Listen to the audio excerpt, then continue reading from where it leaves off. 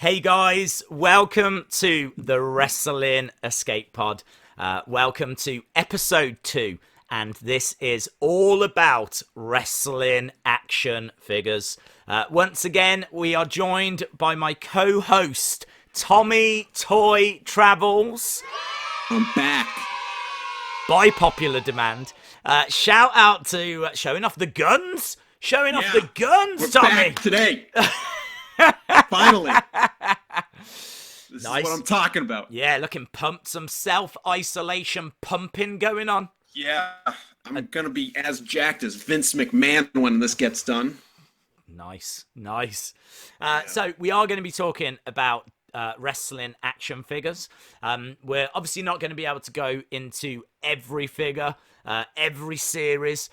So we want the information from you. What do you want us to dig into? Because we can do that in future episodes. But with this episode, we're just literally going to go and talk about the best figures, the oldest figures, the worst figures, the rarest figures, our favorite figures, our first figures. We're going to try and touch on as many different topics as we can within the time given. So let me start off. Am I all right with just going through the history, Tommy? You are more than all right. Take it away. Take it away. So, the very first wrestling figure / puppet item is a gorgeous George puppet from the 1950s. I want to give a shout out to a great YouTube channel called Wrestling Figure Legacy. Wrestling Figure Legacy did some videos on this topic a couple of years ago now, and I've really enjoyed watching those and kind of getting some research notes together from that, and a few articles online also. But the oldest, certainly, that they're reporting, and the oldest that I could find, is from the 1950s, a gorgeous George puppet. Now, no idea how much this thing is worth because you just don't ever see them. They're just not available. They're not on eBay. Can't find any on any auction sites. So, yeah, very, very rare. The first series, though, Japan 1969 Bullmark vinyl figures. This was the likes of Giant Baba, Antonio Inoki, Ricky Dozan, some of the absolute legends of Japanese wrestling. And I don't believe they had anything in the way of articulation, but very, very collectible, as you might imagine. Fast forward, we're still in Japan. 1981, we've got Popey figures. These Popey figures, super professional wrestling. I think there was 10 figures in the series.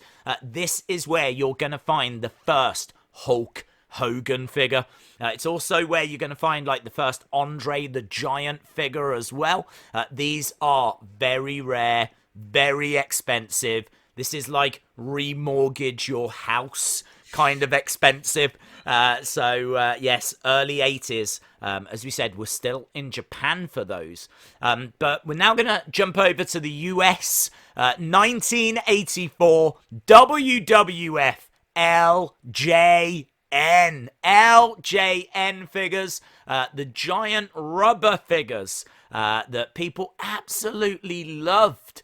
You got the likes of, again, Hulk Hogan, obviously a champion, Hulkamania at that time, Andre the Giant. Not only did they do the main eventers, they really dug down into the mid-card.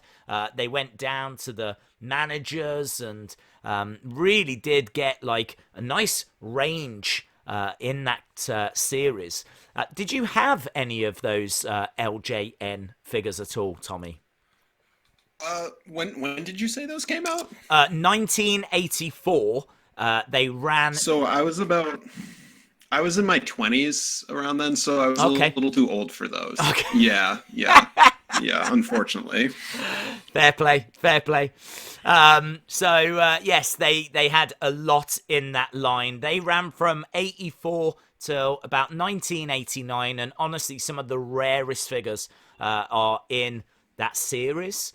That brings us to the early 90s. We've got Hasbro figures, and these were certainly the figures I was playing with when I was a kid. Some brilliant figures in that Hasbro lineup, but that was only around for like 4 years, believe it or not. Those figures weren't around for very long. We go to 1995, and that's when Jakks get the contract to make WWF figures, obviously at the time. They would make figures all the way through till 2009, and then the contract would be won by Mattel, and obviously it's Mattel that we know and love now. Now, for my money, Mattel is the best out of all of them. I genuinely think that they've got the best likenesses. I think they've got the biggest range. You know, if you go back to those LJN figures, they were throwing parties at the fact that they were coming out with 14 new figures each year. Compare that to what Mattel are doing. They're like pumping out 1,400 new figures every single year. So, yeah, it's obviously very strange to see how things have progressed over that time. So, what was your first figure then, Tommy? Well, Daze, it feels like just yesterday I had to tell this story. The year was 20-something. 20-something. I started watching wrestling for the first time, and I knew I had to be a figure collector. So I went to my local Savers, which in America is a thrift shop.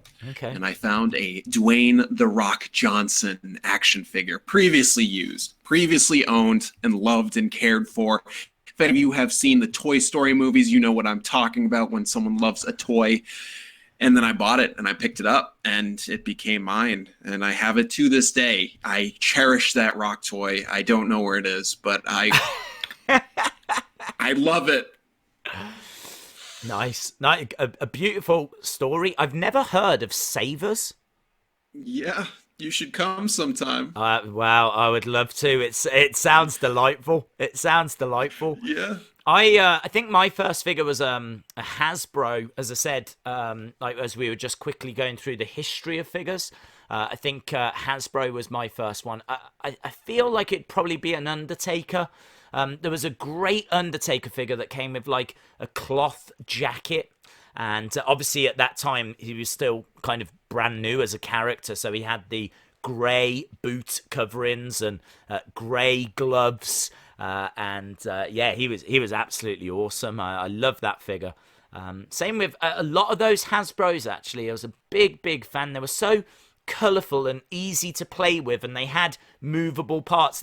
Each one had like an action. So like you could pull the arm back and it would shoot forward, or you could push the figure down and it would jump up. Did you have some of those at all?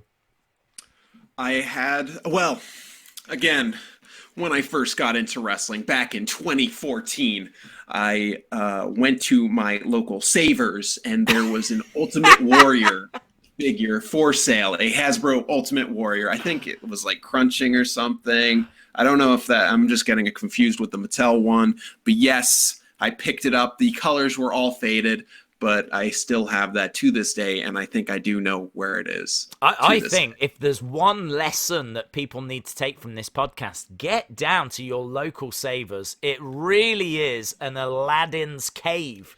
You just have no idea what you're going to be finding there. Yeah, one time I went and they had like every single wrestling book possible. I'll send you a picture so you can have it pop up there. I took a picture of it. Okay. And once I went and they had like every single wrestling CD so I could listen to all my favorite entrance themes. They have tons of wrestling toys. It's like a wrestling paradise, but you just have to go when someone donates all of their wrestling stuff. Right.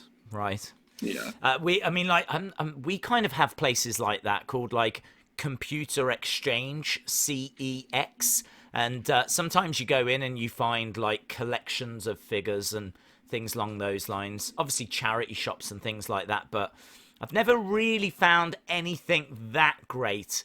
The weirdest thing I found, actually, this is kind of straying a little bit away from figures, but they did have some figures.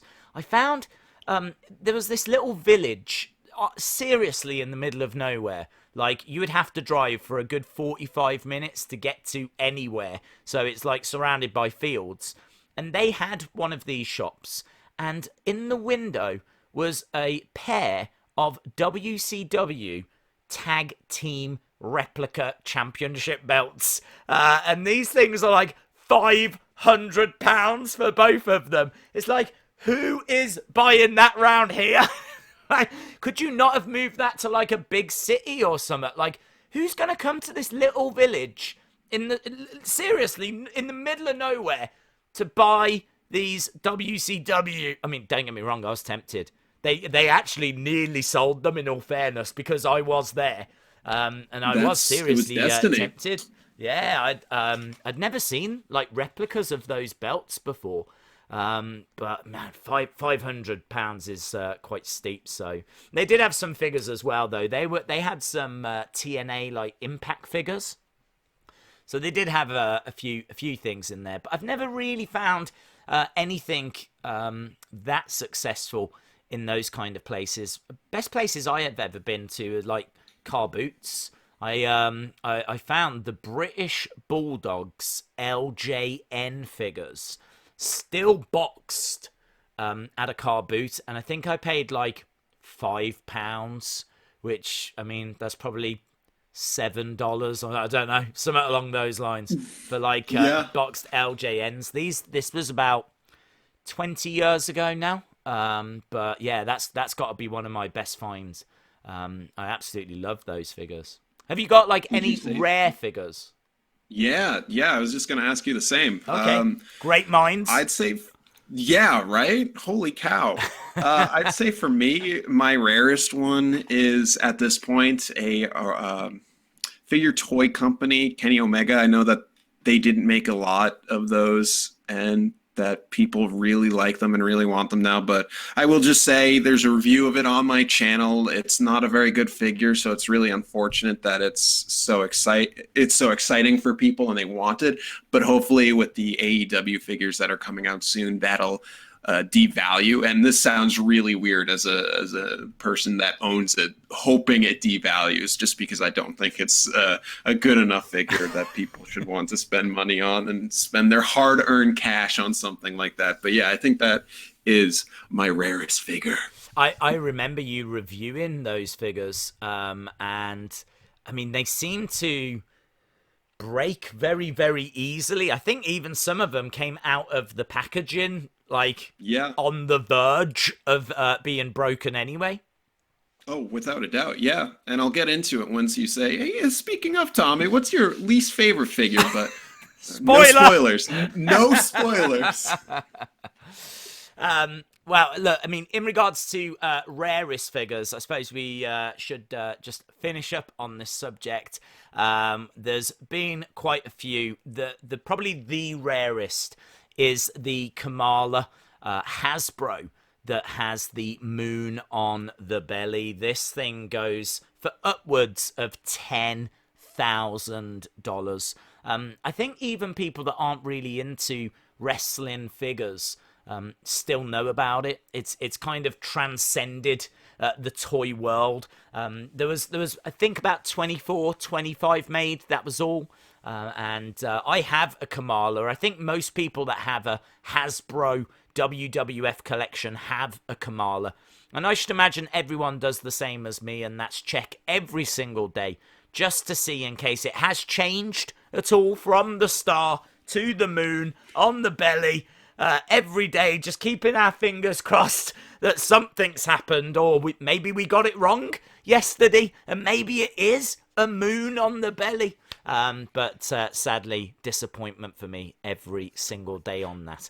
But unsurprisingly, of course, Zack Ryder does have one of those figures. I'm not sure how much he paid for it, but that is kind of regarded as the rarest figure, or certainly one of the rarest figures.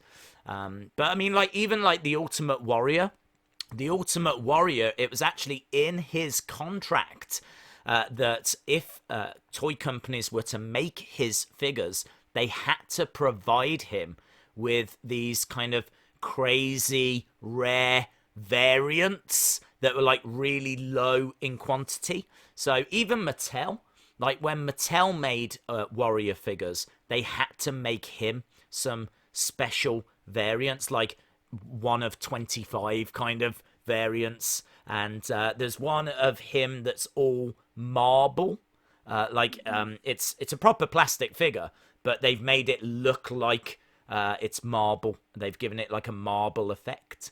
There was another one that was like One Warrior Nation, OWN. So yeah, they've done a few different warrior figures that are very, very limited.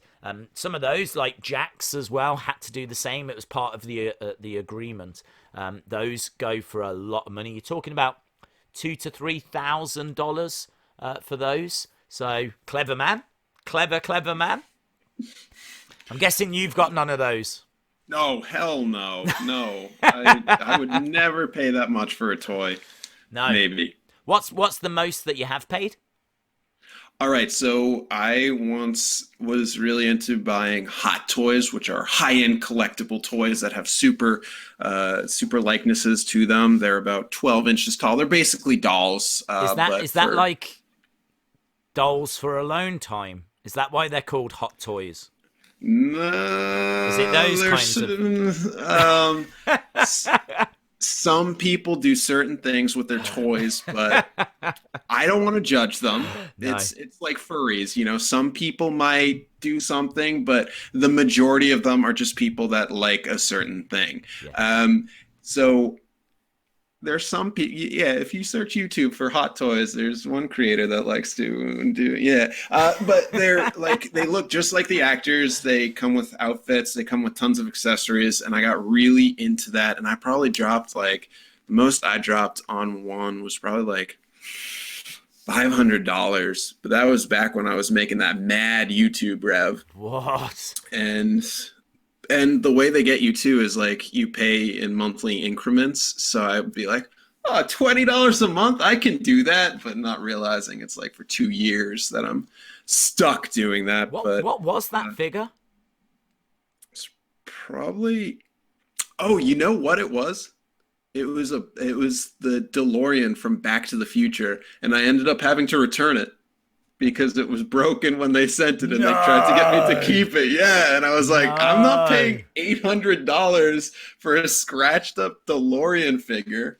And the thing is, it was like this big because that's what they do, because they're for dolls. And unfortunately, to bring it back to wrestling, there aren't any wrestling hot toys, but I know that Storm Collectibles did make a Hulk Hogan of that size, and that's probably the closest we'll get unless WWE licenses their stuff, although Hot Toys have created Dave Bautista as Drax the Destroyer from Guardians of the Galaxy, and The Rock from whoever he was in G.I. Joe. So you can pick up those two.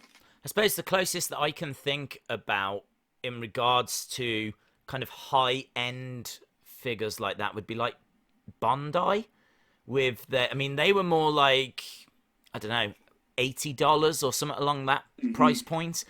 They were WWE, super articulation. I know they were quite small, like they weren't like big figures, they were quite small, but they had like loads of swappable heads, loads of swappable expressive hands and accessories and loads of different things. But for some reason they well, probably the price, in all fairness, they didn't sell that well, and unfortunately they don't make them anymore. But I think there was even a Vince McMahon that was meant to come out in that line, which never got released.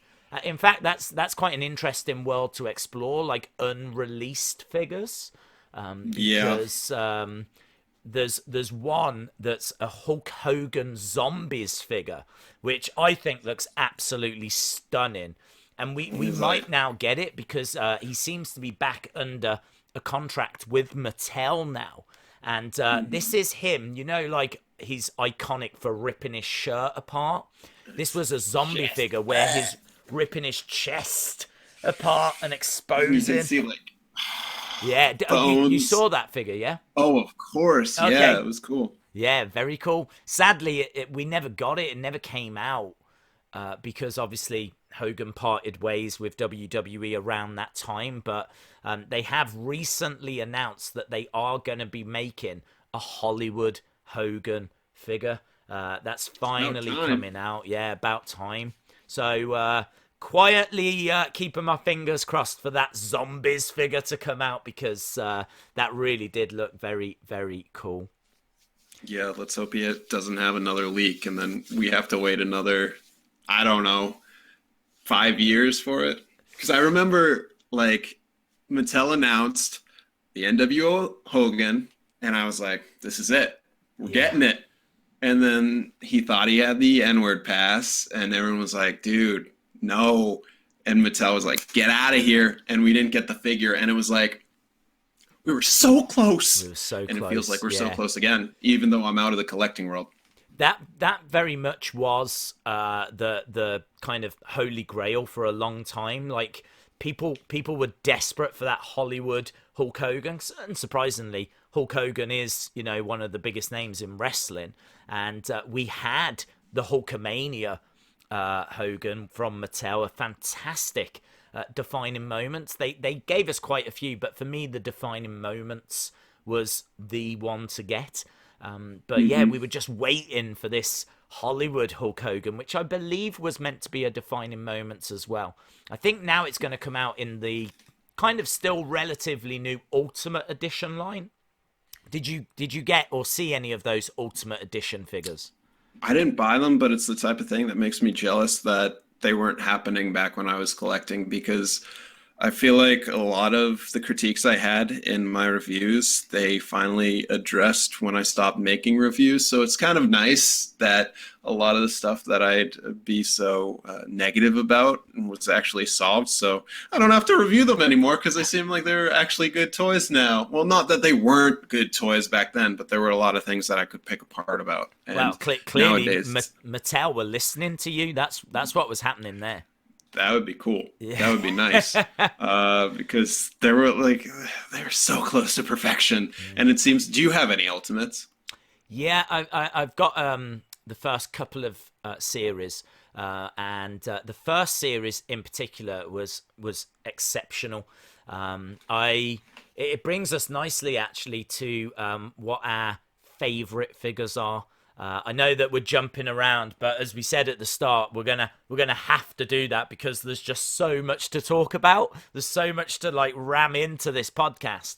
If you want to talk about like favorite ever figures, I would honestly say that one of mine is going to be one of those Ultimate Editions. The Finn Balor Ultimate Edition it's a work of art. It is absolutely stunning. It's got one of the best face scans I've ever seen. It's Demon Balor, so the detail on the body, the paint on the body is mind blowing. Accessory wise, you don't get like tons, but it adds, it complements, it definitely adds to it. Swappable heads and all this kind of stuff. It's an incredible figure. It's one of those that you put it on the shelf and it's gonna draw people to it. So for me, I would be leaning towards that. I think that's probably my favorite Mattel figure, and Mattel is my favorite line of figures as well. There's definitely figures from Jakks that I appreciate. There's figures I love from Hasbro. There's figures I love from LJN. But I just think that we're probably at the cutting edge right now in regards to face scan technology and what they're able to give us for our money. And for me, that's the best we've had so far. But what would you say is for you your favorite figure? For me, I think my favorite figure, not because it's like a really good toy, but when I don't think he has an elite yet, as far as I know. But when Drew Gulak's basic came out, I bought like Yeah. every single one I saw because I was a big fan of him on the Indies, and I saw him so often that it was just so surreal to get a figure of him. Like Champa Champa too was one of those where he's my neck of the woods. I would see him like every other week at Chaotic Wrestling in Oh, like wow. really small local place. But like I didn't care about his toy when it came out. I don't know. But it was like when Drew Gulak's came out, it was like, wow. That Chompa's really cool as well. It is. It is. It was the DIY one, and I saw it, I was like, I don't need it. Someone else probably wants it. That's the one that's got like the really interesting facial expression, like a disgusted facial expression. Yeah. Something like that. Yeah, that's what would you say is another of your favorites? What else would you put up there with Drew Gulak? Yeah, whenever people would ask me this when I was doing the YouTube channel, I'd always say the create a superstar, The Rock, the one where he was like this Egyptian god, something out of Stargate or something, where he had the big Brahma bowl. And I thought that was a really cool because it's very toyetic and it was interesting. But as time went on, I lost interest in it because it was a gimmick line. So like everything, it's not as structurally sufficient as I'd like. So I have a difficult time answering now what a favorite toy is. So that's why I usually just go to the Drew Gulak, because I know that's one I probably won't get rid of anytime soon. And that's really interesting because like the Gulak one, it's obviously a basic. It's not got loads of, it's not got the elite articulation. It's not got loads of accessories, but it means something to you. Yeah, I sold out. Yeah, well, I mean, like that is what it's all about. You know, I think people definitely forget this, is that it is all about. People ask me all the time, what figure should I get next? And that always confuses me because your collection is meant to be about you. Like, I mean, the figures I look for and the figures that excite me would be figures that maybe no one else is interested in. Like, one of my favorite recent figures, which in all fairness, I still haven't got yet, but I say favorite because I've seen the pictures. I've actually seen the figure as well. I've had my picture taken with the figure. That's how excited I was. Like, I managed to get a figure of it and get my picture taken with it. That's how excited I was. But unfortunately, it wasn't out yet. It wasn't available. But it's Wendy Richter. The Wendy Richter figure. Mattel made a Wendy Richter figure. Now, Wendy Richter is someone that obviously is in the Hall of Fame. She is a big name in the history of women's wrestling.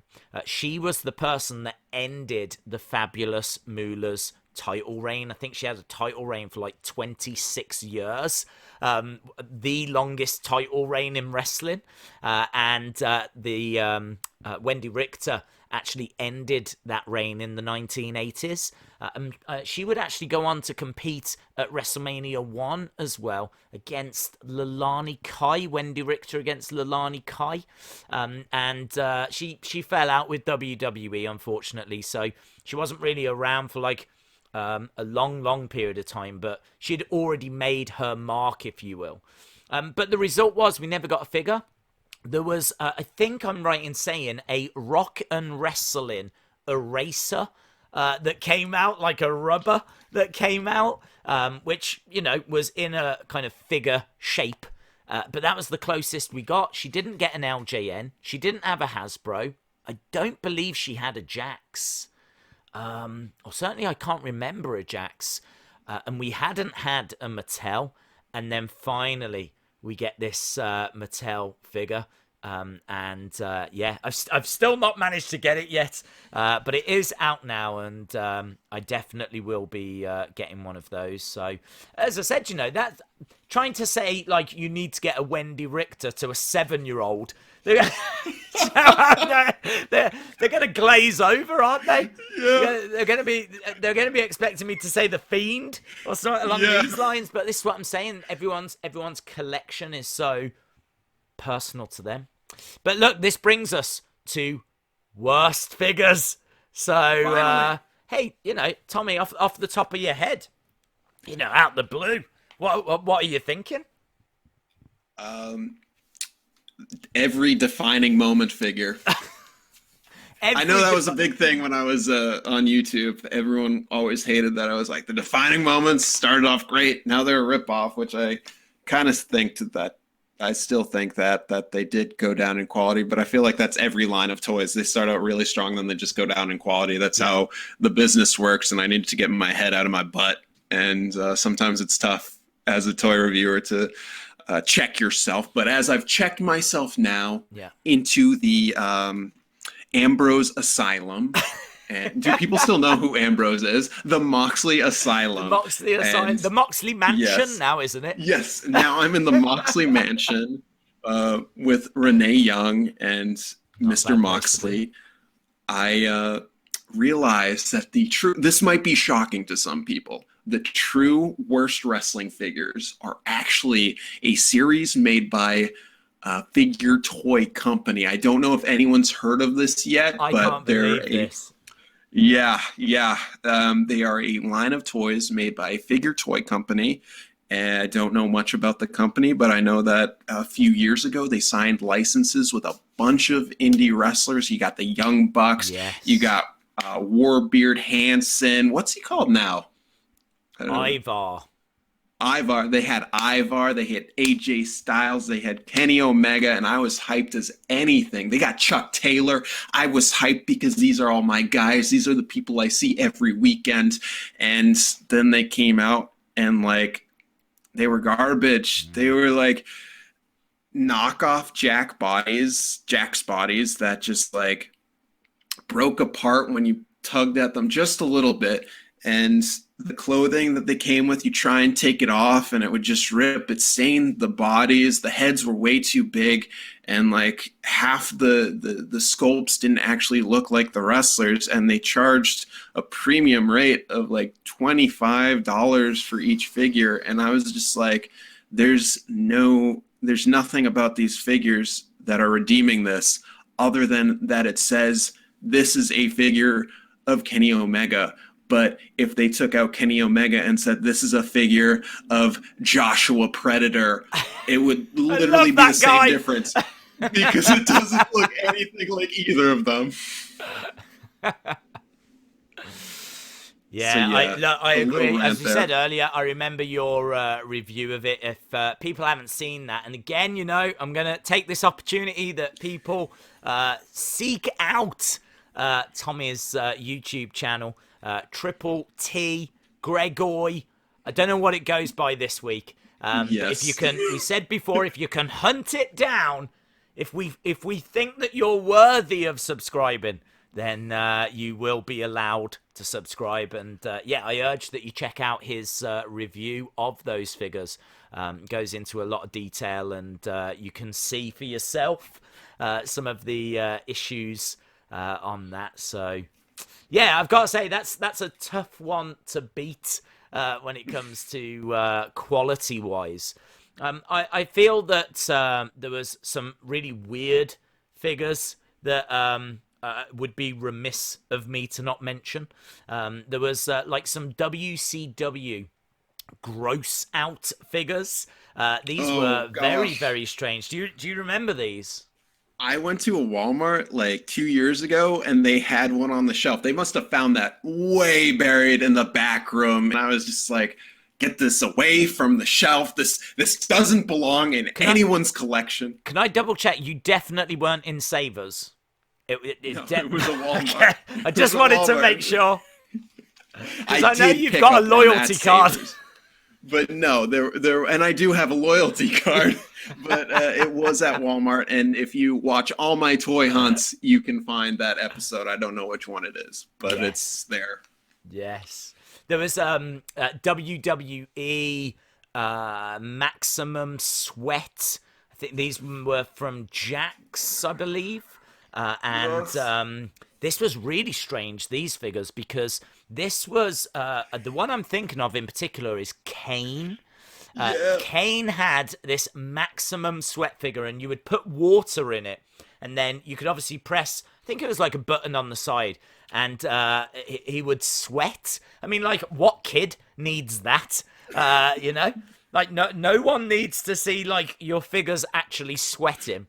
But what was really strange was that at the time this figure came out, we hadn't seen what Kane actually looked like behind the mask. And you can take the mask off this figure.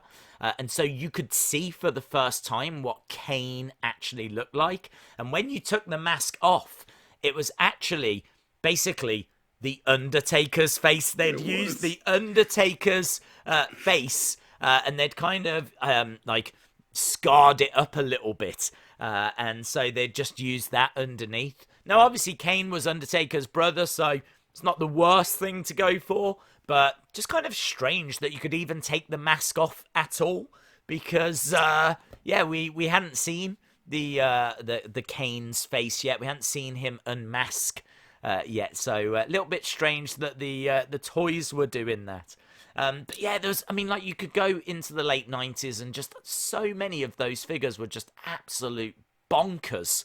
Absolute bonk. They had like this Underwater Siege series as well, where you had all of these superstars in like scuba gear and underwater gear and all this kind of stuff. It's like, what is going on? What is going on?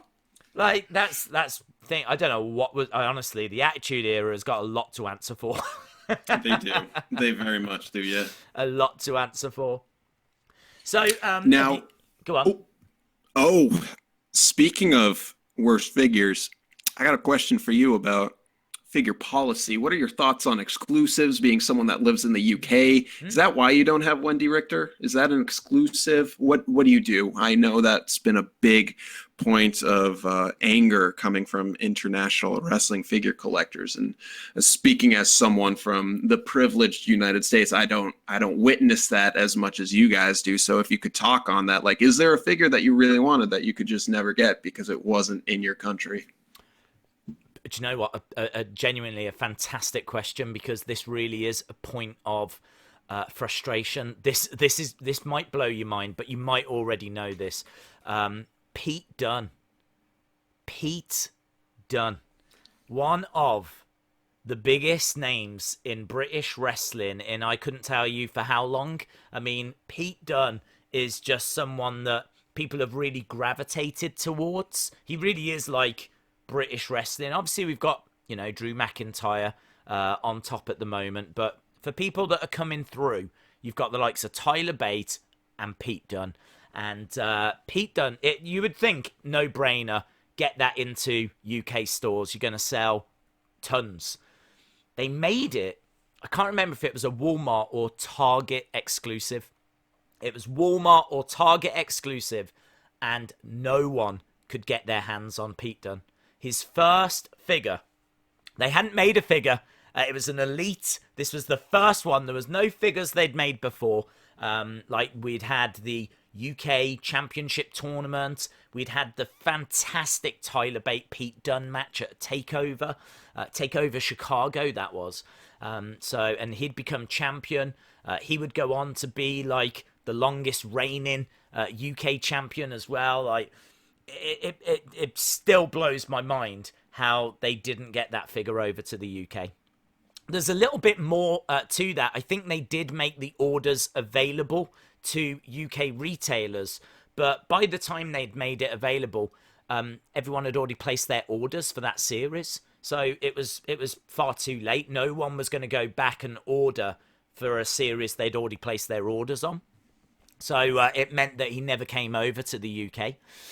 That figure, as a result, on eBay was selling for, I want to say around like £200, something along those lines.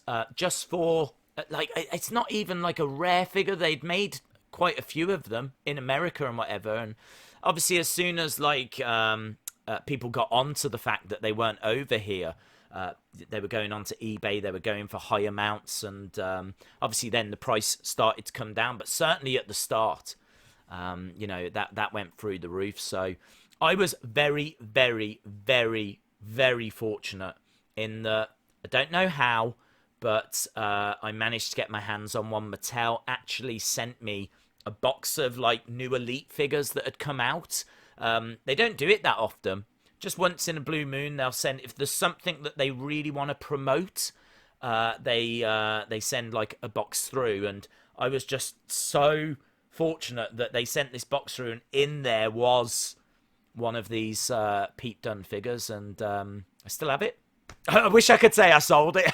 That'd be hilarious. I sold it. I got $2,000. I've got a holiday home in Spain now, but I didn't. I can't. I've got it still. It's still boxed, of course.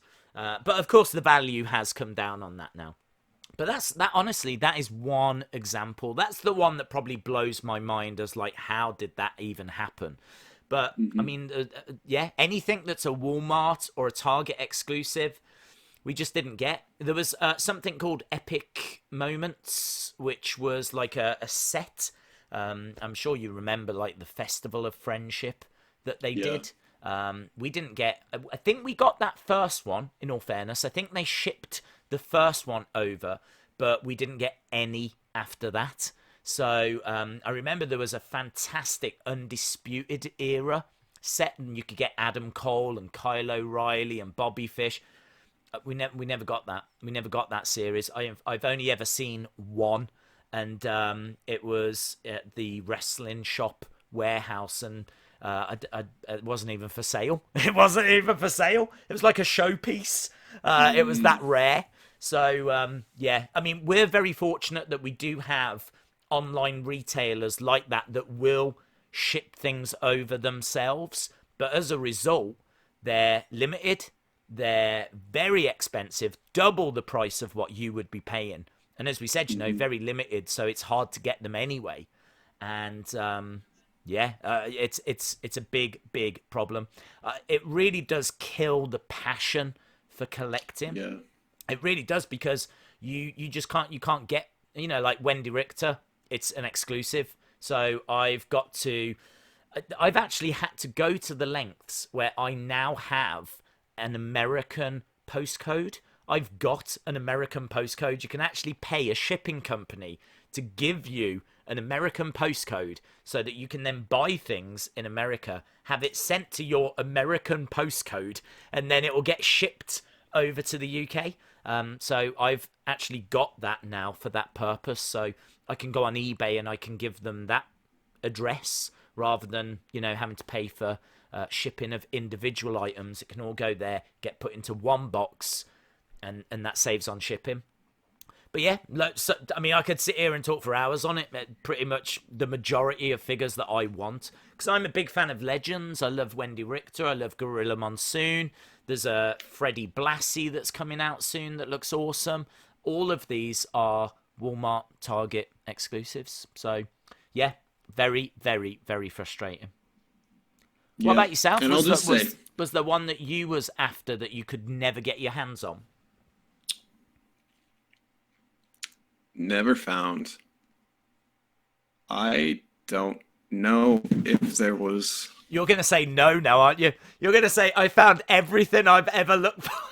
I know, because I was just going to be like, yeah, it's not. I've got 20 Pete Dunnes back here. No, I have not seen a Pete Dunne. Right. It's still just frustrating how, like you said, even though I am in the place where all these toys are, it's not something that's easy to find. Like, if a store just gets shipped one box and there are 5 collectors in that town, only one person is going to get it. And it's not really helping any. It's weird, because like they could have sold 5 to those 5 people that want them, but because of things work and how the cases will, you know, for every rare figure, there's 5 John Cenas that'll sit on the shelf, although he's not really a shelf warmer anymore. And I remember when Toys R Us was going out of business, they did have an elite line, and that was pretty much impossible to find because... Was that Network Spotlight?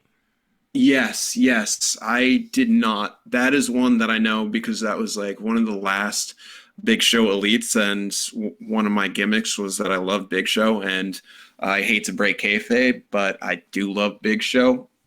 So for everyone that thought that was just an act, it was a reality, and I could not find that figure. It's fine because I don't collect them anymore, but I remember at the time it was just really heartbreaking to have to keep going to these downtrodden, going out of business Toys R Us looking for that one figure, and it was just nowhere to be found. I actually think that might be a Fan Central, thinking out Yeah, loud, because with a Fan Central used to be Andre. Kmart. Was it an Andre Battle Royal trophy that came with it? Can you recall? It might have been, yeah. Okay. I think I know the one that you're referring to, yeah. I mean, obviously we didn't get those. I mean, we did have Toys R Us, so we could get like Network Spotlight, things like that. But as soon as that went, I mean, we don't have Walmart, we don't have Walgreens, we don't have Target.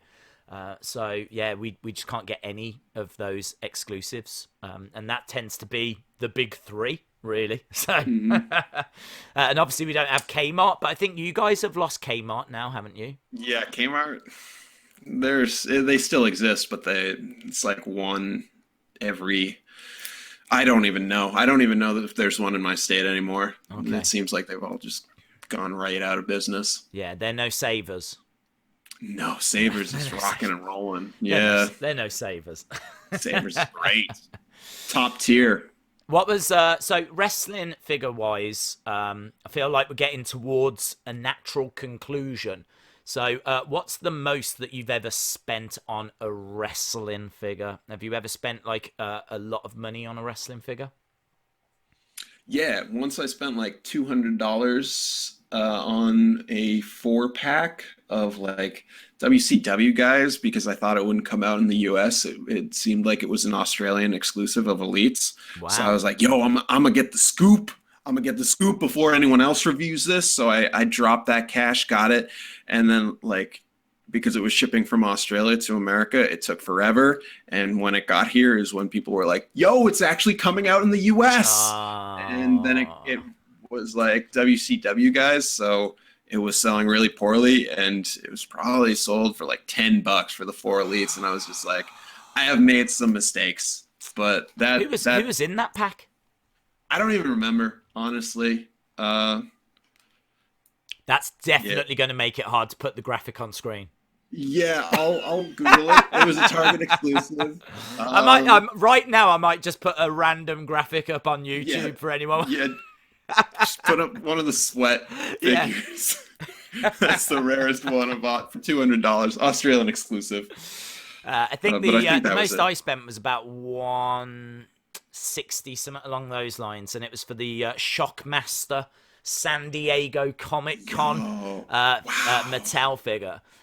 This again, I love the legends and what a moment that was. Shockmaster making his debut, bursting through the wall but tripping over, his helmet falling off, and they captured it in figure form. They actually put the figure in the box upside down and back to front, so the packaging was fantastic. And of course, this was always going to be a limited release because it's got limited appeal. So that figure is one that I knew I'd be paying quite a bit for, but I actually paid extra because he was there and he signed it. So I managed to get a signed Shockmaster Mattel figure. So I think that was about 160 and hashtag no regrets. Hashtag all regrets. Hashtag all regrets, yes. But I want to end this with a did you know? Because I remember last time, the last 2 episodes, you gave me did you knows, and I was like, no. Okay. So did you know that Marvel, those that made movies like Avengers Endgame, used to have a toy development arm, and they made TNA action figures. So you could get an AJ Styles figure made by Marvel Comics. That's a very, very cool fact. Yeah, they did make wrestling figures. So, yeah, very cool. The other thing as well is that obviously with TNA, they had the NWA Championship in TNA at the beginning. Yeah. So you can actually get the NWA 10 pounds of gold championship belt in some of those TNA figures. So you can get that belt in figure form. which I think is really cool. That's, again, I'm a belt person, so it's definitely one that I want to try and pick up as well. So I mean, just very, very quickly talking on non-WWE figures. AWA had figures in the 1980s made by Remco. You could get superstars like Shawn Michaels, for example, from the AWA. They had quite a lot of superstars that would go and join WWF. So they were around in the 80s. WCW had Galoob figures in the early 90s, 1990 to 1991. Then in the mid-90s, original San Francisco makers, toy makers, they were making figures, but there was no articulation, I believe, on those, so they didn't do very well, and they wasn't around for very long. And then towards the end of WCW's time, we got Toy Biz, so they were making WCW figures, and as you just said, there was TNA figures, and Impact figures that were being made as well. So yeah, I think we've kind of covered an awful lot there. We've spoken about the history, we've spoken about some of our favorites, we've spoken about the rarest, we've spoken about some of the worst, we've spoken about our first. If there's anything that you want us to dig deeper into, then please let us know. Get in touch. As we said, you can get in touch with us over on Twitter at WrestlingEPod. Or you can drop it in the comments below, or you can contact me on Wrestling Daze, or you're over on Twitter as well, aren't you? I can never remember your handle. What is your at influencer_exe? Nice. Yeah. So you can get in touch with Tommy over there as well. Anything that you finally wanted to add in this episode? I just want to thank everyone, especially those that tune into the live chats. I've been really enjoying those every Friday night, getting able to interact with your audience. They're really cool people, and I'm glad that you were able to cultivate such a nice fan base. Yeah, great people, and I really want to say a big thank you, because the first episode, I think, has been viewed nearly 2,000 times on YouTube.